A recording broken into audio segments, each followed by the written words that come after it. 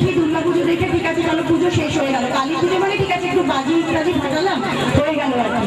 কিন্তু এইভাবে যে কালী পুজো হয় আমি কল্যাণীতে এখানে না আসলে আমি বুঝতে পারতাম না। আর আজকে তো আনন্দবাজার পেপারে ছোট করে দিয়েওছে যে মানে আপনারা যে তাঁতের শাড়ি আর গামছা দিয়ে পুজো প্যান্ডেলের এই কনসেপ্টটা আপনারা খেয়াল করেছেন?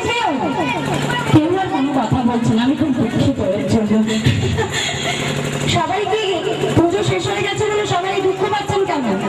আরে এখনো এবারে যাত্রার কনসেপ্টটা অনেক কমে গেছে, কিন্তু পরের বার থেকে যাত্রা তো আপনাদের এখানে হয়। কি হয় কি হয় না? কেউ হয় কেউ আওয়াজে ছোট। যাই হোক, আমার সত্যিই খুব ভালো লাগছে এখানে এসে, কারণ এমনিতেই 2-3 দিন খুব কলকাতায় ঠান্ডা ছিল। আমি ভাবলাম যে ঠান্ডা পড়ে গেছে, ঠিক আছে শাড়ি জামা কাপড় পরবো, বেশি সাজলে টাজলে ভালো লাগবে না, তার উপরেই তো একটা মানে পাওয়ার টাইপের জ্বলাতে হবে শাড়ি জামা কাপড় পরার পর, সেটা সমস্ত সাজটাই আর কি মাটি করে দেয়। তো যাই হোক, ভগবান আমার দিকে চেয়ে দেখেছেন, ওই জন্য সেজে আসতে পেরেছি আমি আজকে। কিন্তু এটা হচ্ছে ফালতু কথা। সব থেকে যেটা সত্যি কথা, এত মন থেকে খুব ভাল লাগছে, আমরা এখনো পুজোটাকে খুব সুন্দরভাবে উপভোগ করি।